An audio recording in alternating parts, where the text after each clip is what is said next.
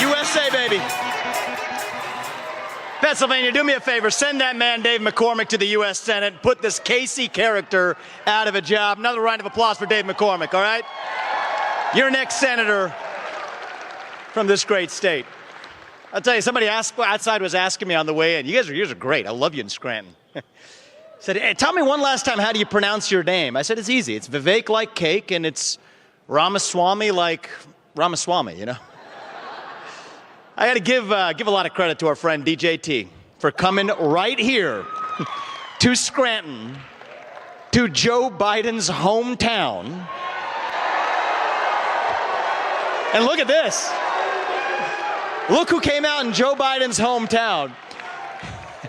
Now, how about this? If we deliver on November 5th, Joe Biden's hometown for Donald Trump, what do we tell the rest of the country with that, huh? And somewhere deep down inside, in a place that he doesn't want to admit, I think maybe even Joe Biden is actually rooting for it. Give him a MAGA hat in Scranton before you leave. I'll tell you something. We're in the middle of a national identity crisis right now. Faith, patriotism, hard work, family. These things have disappeared only to be replaced by these new secular cults: wokeism, transgenderism, climatism, COVIDism, depression, anxiety, fentanyl, suicide. These are symptoms of a deeper void in our country. We have a crisis of national pride spreading like an epidemic. Less than 16% of Gen Z says they're even proud to be an American anymore. We have a 25% recruitment deficit in our own U.S. military. We are in a war for the survival of our country, for the survival of American self-confidence. And right now, more than ever, we need a commander-in-chief who will lead us to victory in that war.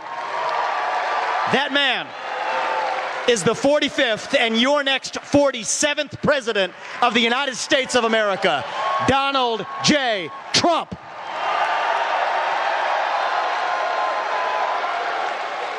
USA.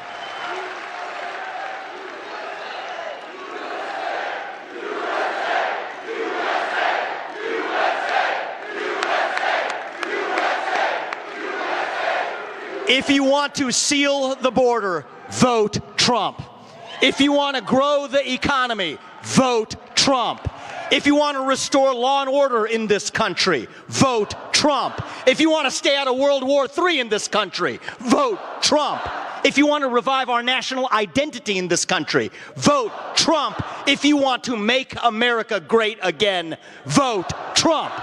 We are in a 1776 moment, folks. I'm telling you something. And I mean that in a positive way, actually. Think about it. What a special time to be alive in the spring of 1776. We could have been victims. Our founding fathers could have been victims, claimed to be victimized by the British monarchy, but they weren't victims. They were victorious. That's the moment we live in right now, and it took a band of our founding fathers to do it. My favorite one, Thomas Jefferson. He was 33 when he wrote the Declaration of Independence. I was 37 when I ran for U.S. president, youngest ever Republican to run. Thomas Jefferson was 33 when he wrote the whole ball game into motion, and he invented the swivel chair, by the way, while he was at it. That's Thomas Jefferson for you. He's my favorite. You got the likes of my friend Elon Musk, who was here, last week in Pennsylvania. Give my man a round of applause there. Took a lot of guts for him to make the sacrifices and take the risks he's taken to speak out for Donald Trump. He's like our modern Benjamin Franklin, actually. Benjamin Franklin, the first time around, he invented the lightning rod. He invented the Franklin stove, one of the leading inventions of his time. I see somebody wearing a bifocal spectacle. That was actually invented by Benjamin Franklin as well. Elon Musk sending ships to outer space, inventing the next generation of vehicles. He's the Benjamin Franklin of our time, coming together with my friend J.D. Vance, like John Adams, the first vice president, cerebral, an abolitionist, a good man. And the man who's going to lead us from the front is the George Washington of our era. That's who Donald Trump is. He's the George Washington of our 1776 moment. He could fight, George Washington could, but he could also unite. And that's what I think Donald Trump is going to do that nobody in the media will admit. He'll be the president who actually unites this country. We are in the middle of a war right now. I won't say that lightly. But our war is not against our fellow citizen or our neighbor. They're not our enemy. Our enemy is an ideology. Donald Trump understands that, and the way we're going to unite this country, the way we're going to win this election, including in Pennsylvania, look, is everything going to go exactly as we want it to? Probably not. But a landslide minus some shenanigans is still a decisive victory. That's how we're going to unite this country. That's how we're going to save America this time around. We don't have to be this nation in decline that we've become. We don't have to be ancient Rome. Decline is a choice. I truly believe that if we get it right this November, this is less than 30 days from now, guys.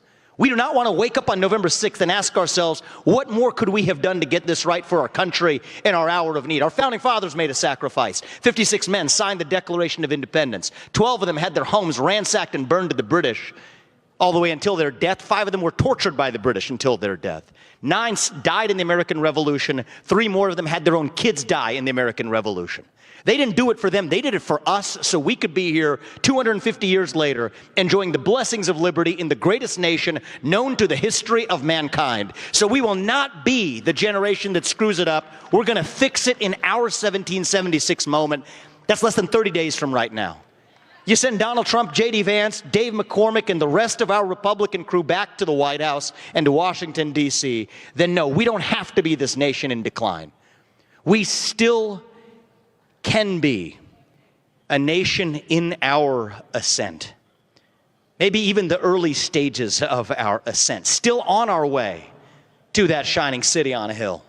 That country where we will look our kids in the eye and mean it when we tell them, you get ahead in the United States with your own hard work, your own commitment, your own dedication, and that you know what? You are free to speak your mind at every step of the way.